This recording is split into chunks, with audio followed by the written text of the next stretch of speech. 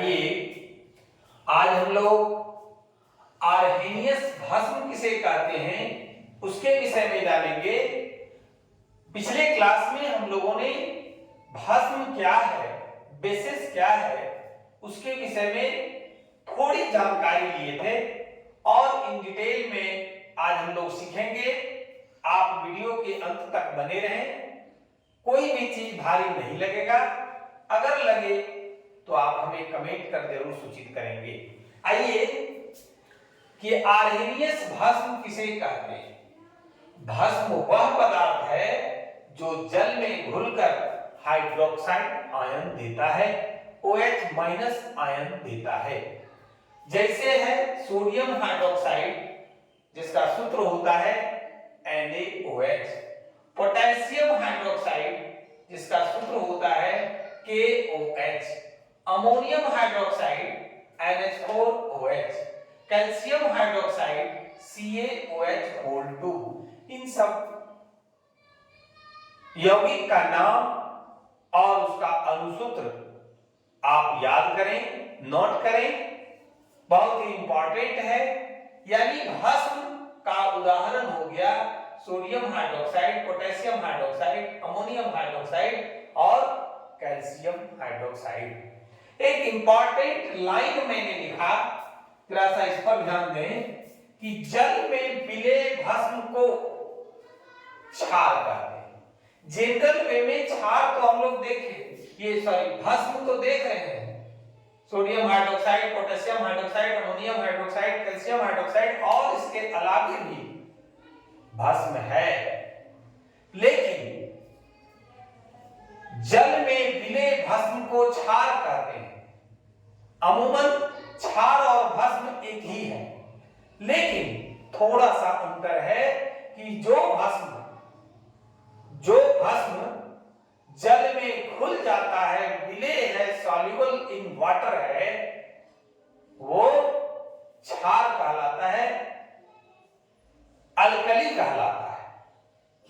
ध्यान रखेंगे भस्म और क्षार में थोड़ा सा अंतर है कि वे भस्म जो जल में मिले हैं, जल में घुल जाता है, उसे हम क्षार कहते हैं, अल्कली कहते हैं। अब आइए कि किस प्रकार से हम लोग देखेंगे कि किस प्रकार से सोडियम हाइड्रोक्साइड जल में घुलकर हाइड्रोक्साइड आयन देता है। क्योंकि हम लोगों ने पढ़ा कि भस्म वह पदार्थ है जो जल में घुलकर क्या करता है, हाइड्रोक्साइड आयन देता है, OH- आयन देता है। इस पर थोड़ा सा हम लोग देखेंगे इसको कि सोडियम हाइड्रोक्साइड NaOH जल में घुल जाता है, जल में क्या करता है, घुल जाता है और घुलने के बाद देखिए सोडियम आयन और OH- आयन में टूट जाता है। यानी सोडियम हाइड्रोक्साइड भस्म तब है जब हमें जल में घुलने के बाद क्या मुक्त करता है, हाइड्रोक्साइड आयन मुक्त करता है।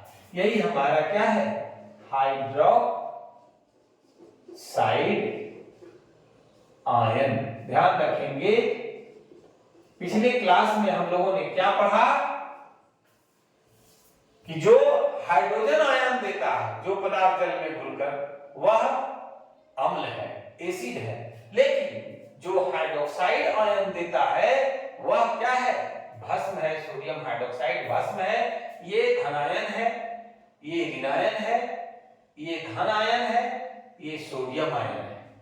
अब दूसरा है कि पोटेशियम हाइड्रोक्साइड, ये भी देखिए जल में घुलकर क्या देता है, ये धनायन है, पोटेशियम आयन है और इसके साथ साथ हाइड्रोक्साइड आयन देता है, मुक्त करता है। इसलिए पोटेशियम हाइड्रोक्साइड भी क्या है, भस्म है। अब है तीसरा अमोनियम हाइड्रोक्साइड NH4OH, ये भी जल में घुल करके अमोनियम आयन NH4+ और OH- आयन देने का काम करता है।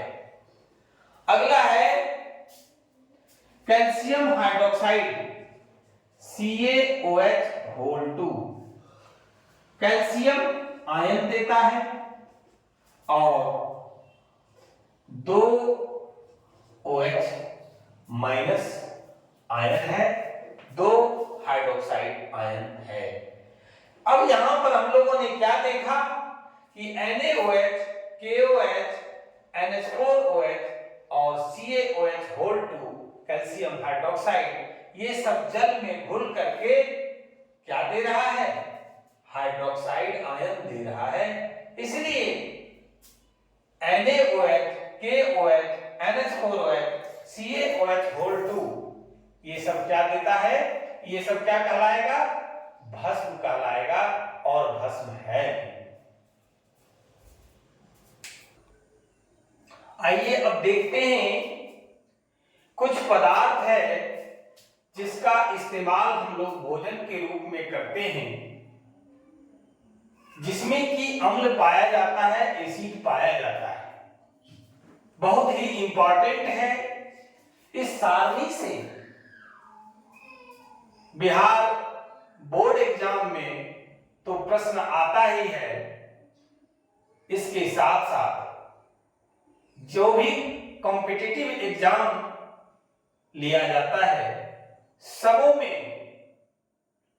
इस प्रकार का प्रश्न रहता है कि इस पदार्थ में कौन सा अम्ल है। बहुत ही इंपॉर्टेंट है, VVI कह सकते हैं। आइए देखें बारी बारी से कि कौन सा पदार्थ है, भोज्य पदार्थ है या पदार्थ है जिसमें कि कौन सा अम्ल पाया जाता है। पहला है संतरा या नींबू का रस। इसमें जो है क्या होता है? साइट्रिक अम्ल होता है। क्या होता है? साइट्रिक एसिड होता है। दूसरा है सेब। सेब में भी अम्ल होता है, एसिड होता है। कौन सा एसिड होता है? मैलिक एसिड होता है, मैलिक अम्ल होता है। आगे है इमली। इसमें टार्टरिक अम्ल होता है। याद रखेंगे, बहुत ही इंपॉर्टेंट है कि इमली में कौन सा अम्ल पाया जाता है, तो वो है टार्टरिक अम्ल। सिरका, सिरका में एसिटिक अम्ल होता है, CH3COOH। फिर है दही, बड़ा बढ़िया व्यंजन है, सबको पसंद आने वाला व्यंजन है। तो दही में कौन सा अम्ल होता है? लैक्टिक अम्ल होता है। टमाटर ऑक्जेलिक अम्ल होता है, ऑक्जेलिक एसिड होता है। आमाशय रस पेट में भी अम्ल है। कभी हमें खाली पेट नहीं रहना चाहिए। नहीं कुछ मिले तो गिलास पानी डाल दीजिए, वही एसिड की मात्रा बढ़ जाती है, एसिडिटी हो जाता है। फिर हम लोग क्या करते हैं? उसको दूर करने के लिए एंटासिड लेते हैं, भस्म लेना पड़ता है। तब जाकर के वह भस्म क्या करता है? अम्ल को उदासीन करके लवण बना देता है और जल बना देता है। पेट का आपका अम्लीयता दूर हो जाती है, एसिडिटी दूर होती है। तो आमाशय रस में HCl होता है, हाइड्रोक्लोरिक अम्ल होता है। चाय हम लोग पीते हैं, तो चाय में टैनिक अम्ल होता है। विटामिन सी, विटामिन सी में एस्कॉर्बिक एसिड होता है, एस्कॉर्बिक अम्ल होता है। लाल चींटी के काटने से जलन उत्पन्न होता है, उसके डंक में भी एसिड होता है, अम्ल होता है। और कौन सा अम्ल होता है? फॉर्मिक एसिड होता है, फॉर्मिक अम्ल होता है। अब देखिए, हम लोग कुछ इंडिकेटर को ले रहे हैं, सूचक को ले रहे हैं, और इससे अम्ल और क्षार, अम्ल और क्षार का पता लगाते हैं कि वह अम्लीय है, क्षारीय है, उसमें अम्ल है या क्षार मिला हुआ है। कौन सा अम्ल है, कौन सा क्षार है। तो उसके लिए कुछ सूचक है और इससे रिलेटेड आपसे प्रश्न भी बराबर पूछा जाता है, इसलिए इसको समझने और देखने का जरूरत है, सीखने का जरूरत है। आइए, लिटमस पत्र होता है, लिटमस पेपर, अगर उसको अम्ल में डाल देते हैं तो वो लाल रंग का हो जाता है। जैसे ही लाल होता है हम लोग समझ जाते हैं कि वो अम्लीय है या जिसमें अम्ल है। अगर नीला हो जाता है तो समझ लेते हैं कि वो क्या है, क्षार है। फिर है मिथाइल ऑरेंज, मैथिल ऑरेंज भी इसको लिखते हैं। अगर अम्ल में इसको डाल दीजिएगा तो लाल रंग का हो जाता है और क्षार में पीला रंग का होता है। आपसे पूछा जाएगा कि मिथाइल ऑरेंज को जब अम्लीय विलयन में डाल देते हैं तो उसका रंग कैसा हो जाता है, आपको जवाब देना है लाल हो जाता है।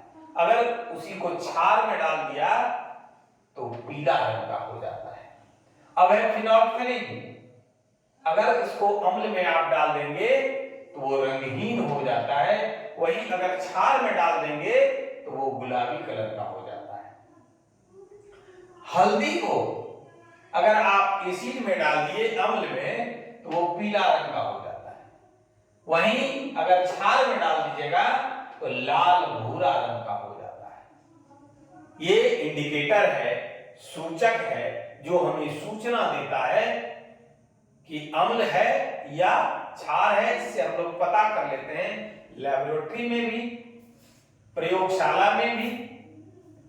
अब ये चुकंदर, ये अगर अम्ल में डाल दिया जाता है तो लाल बैंगनी रंग का हो जाता है, जबकि वही क्षार में अगर डाल दिया जाता है तो ये पीला रंग का हो जाता है। अगर लाल गोभी का पत्ता, ये भी सूचक है, इंडिकेटर है, लाल गोभी का पत्ता को अगर अम्ल में डालिएगा तो ये लाल बैंगनी रंग का हो जाता है, वहीं अगर क्षार में डालिएगा तो ये हरा रंग हो जाता है। इस प्रकार से हम लोग सूचक के माध्यम से रंग परिवर्तन के द्वारा अम्लीय विलयन, क्षारीय विलयन, अम्ल और क्षार का पता लगा लेते हैं। अगर आज का वीडियो, आज का क्लास अच्छा लगा हो तो लाइक और शेयर जरूर करेंगे, अपने साथियों तक पहुंचाएंगे, और जो लोग चैनल को सब्सक्राइब नहीं किए हैं वो जरूर सब्सक्राइब करें।